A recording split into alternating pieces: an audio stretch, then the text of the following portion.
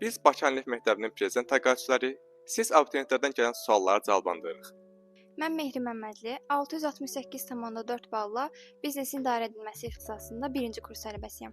Mən Aydan Həlim, 667,4 balla maliyyə ixtisasında təhsil alıram.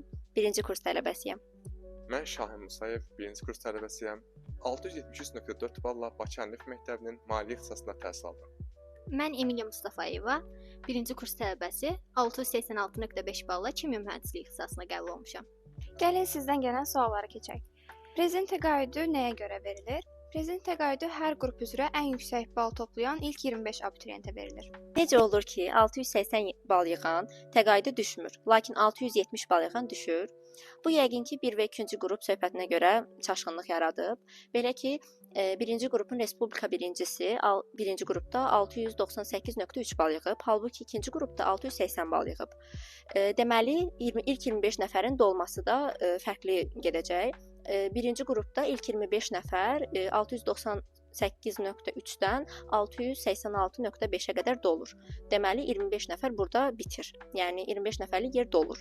Lakin ikinci qrupda hələ ən yuxarı bal toplayan 680 bal toplayıb. 680-dən 664 neçəsə bala qədər tələbələr həmin bu təqaüdə düşə bilirlər. Yəni belə ki, 680 bal yığan 1-ci qrupdakı tələbə təqaüdə düşmür, lakin 670 bal yığan 2-ci qrupdakı tələbə təqaüdə düşür. Prezident təqaüdü nə qədərdir? Prezident təqaüdü hal-hazırda 350 manatdır. Hədəfiniz başdan bəri prezident təqaüdçüsü olmaq olub, yoxsa yalnız istədiyiniz universitetdə istədiyiniz ixtisasa qəbul olmaq? Mən 10-cu sinifdən bəri Bakı Əlif Məktəbinin kimya mühəndisliyi ixtisasının pulsuna qəbul olmaq istəmişəm.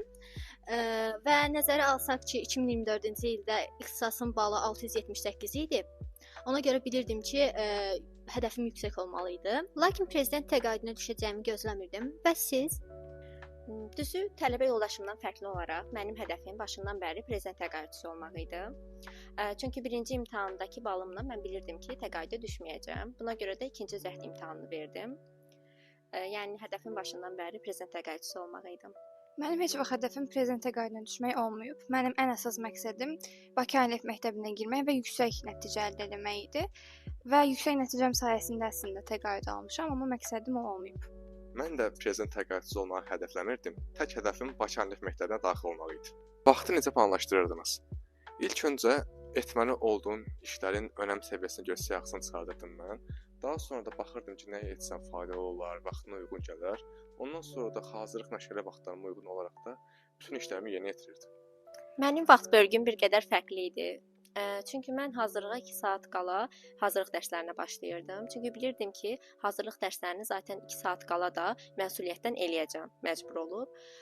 Hazırlıq dərsini eləmədiyim müddətdə də yalnız əlavə test işləyirdim ya da əlavə təkrarlayırdım. Bilirdim ki, yəni axır əvvəl onsuz da hazırlıq dərsini çatdıracağam. Növbəti sual, motivasiyanız qalmayanda necə dərs oxuyurdunuz? Mən ümumiyyətlə motivasiyaya çox inanmıram. Çünki motivasiya elə bir şeydir ki, bizi uğura yalnızca 3 və yaxud da 4 gün apara bilər. Əgər biz uğur qazanmaq istəyiriksə, mütləq bir disiplinli cədvəlimiz olmalıdır. Buna görə motivasiyam olduğu vaxtda da işləyirdim, amma motivasiyam olmayanda disiplinlə qurduğum planıma uyğun işləməyə çalışırdım. Mənim motivasiya mənbəyim isə həmişə Bakı Əlif Məktəbinə qəbul olmaq idi. Təkrara neçə saat ayırırdınız? Mənə görə təkrar ən önəmlisidir. Çünki əgər gündə 6 saat dərs oxuyuramsa, 3-4 saatı mütləq təkrar olmalıdır. Ümumiyyətlə mən 10-cu sinifdə mövzuları qurtardığım üçün mənim üçün elə ən önəmli olan təkrar idi. 11-ci sinifdə təkrar getdim deyə bilərəm. Yeni öyrəndiyim şeylərin sayı da az idi. Gündəlik, yəni vaxtımın 75%-ni falan təkrara ayırırdım. Mən isə aylıq plan qururdum. Məsələn, bu ay eləyəcəyim dərsləri, təkrar eləyəcəyim mövzuların siyahısını yazırdım və çalışırdım ki, ay sonuna qədər o mövzuları bitirim və təkrara çox vaxt elə noyabr və dekabr aylarından başlayırdım. Çünki tarix və coğrafiya həmişə təkrar tələb eləyir. Mən isə aylıq yox, həftədə təkrar edirdim. Əsasən həftənin bir gününü özümə təkrar üçün seçirdim. Bu gün də şənbə günü olurdu. Elə müəyyən mövzuları təkrar məqsədi ilə şənbə günü təkrarlayırdım. Mən isə tamamilə fərqli bir metoddan istifadə edirdim.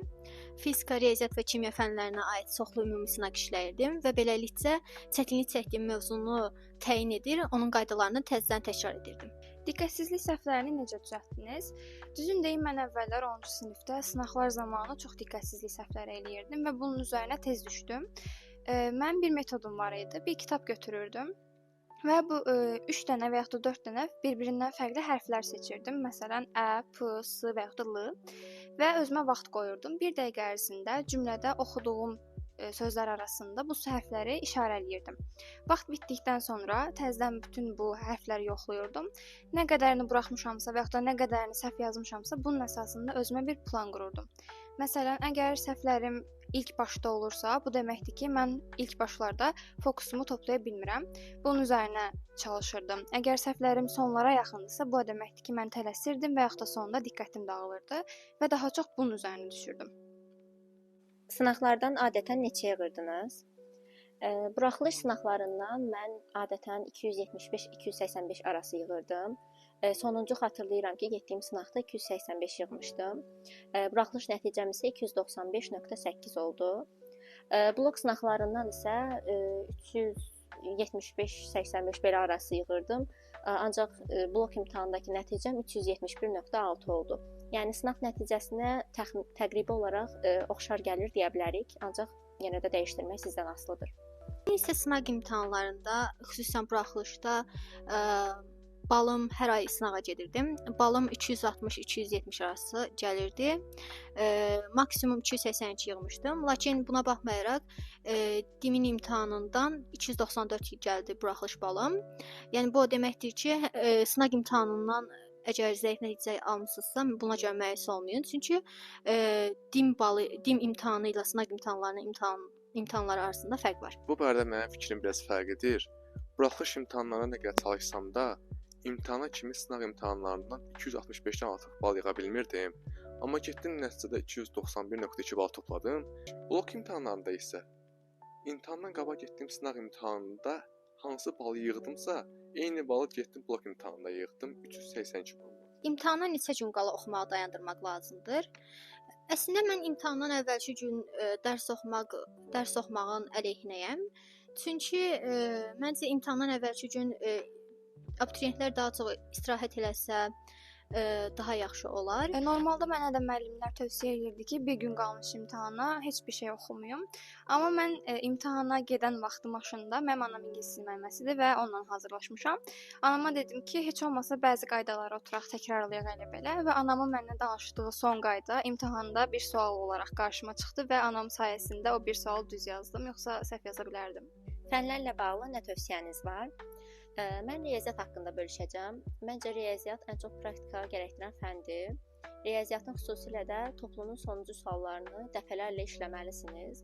11-ci sinifdə mən topludan başqa riyaziyyat materialı işlədiyimi xatırlamıram. Toplunun sonuncu suallarından hətta keçən il inteqralın eyni sual düşmüşdü. Sadəcə rəqəmlərini dəyişdirmişlər. Ona görə də toplunun açıq suallarını və sonuncu suallarını işləmək çox önəmlidir. Həm də ki, keçən illərdə düşən qəbul imtahanlarını da mütləq işləməlisiniz. Dəfələrlə işləyin.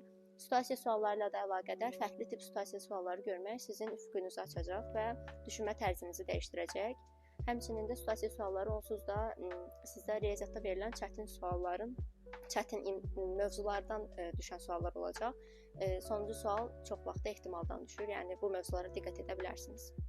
Mən isə fizika və kimya fənlərindən öz təcrübələrimə əsaslanaraq belə bir məsləhət verə bilərəm ki, mövzuları tam dəqiq başa düşmək xüsusilə fizikada çox vacibdir.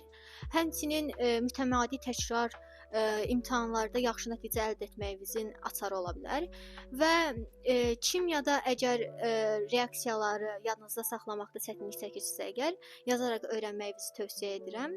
Coğrafiya fənnindən isə klassik tövsiyələr kimi test işləmək və yaxud təkrar eləmək olsa da, mənim verə biləcəyim ən gözəl tövsiyə budur ki, siz xəritələri atlasdan yox, kontur xəritəsindən öyrənin. Çünki imtahanda qarşımıza rəngli xəritə deyil, sadəcə sərhədlər göstərilən ağ xəritələr veriləcək. Ona görə mən kontur xəritəsindəki bəzi səhifələri laminasiya elətdirmişdim və üzərində markerlə işarələyərək xəritədəki bütün coğrafi obyektləri belə öyrənmişdim. Sizə verə biləcəyim ən böyük tövsiyə də budur. Abituriyent vaxtı mobil telefondan istifadə edirdiniz? Mən tələbə yoldaşlarımın da adına bu suala cavab verəcəm. Bəli, biz dördümüz də mobil telefondan istifadə edirdik. PDF-lərə baxırdıq və YouTube-dan dərs videolarına baxırdıq. Buna görə də mobil telefondan istifadə etmişik. Ancaq daha çox necə istifadə etdiyiniz önəmlidir. Mobil telefondan istifadə etmək yüksək bal yığmağa əngəl deyil. Bütün abituriyentlərə uğurlar arzulayırıq və gəlin sizi Banam ailəsində görməkdən şad olacağıq. Sağ olun.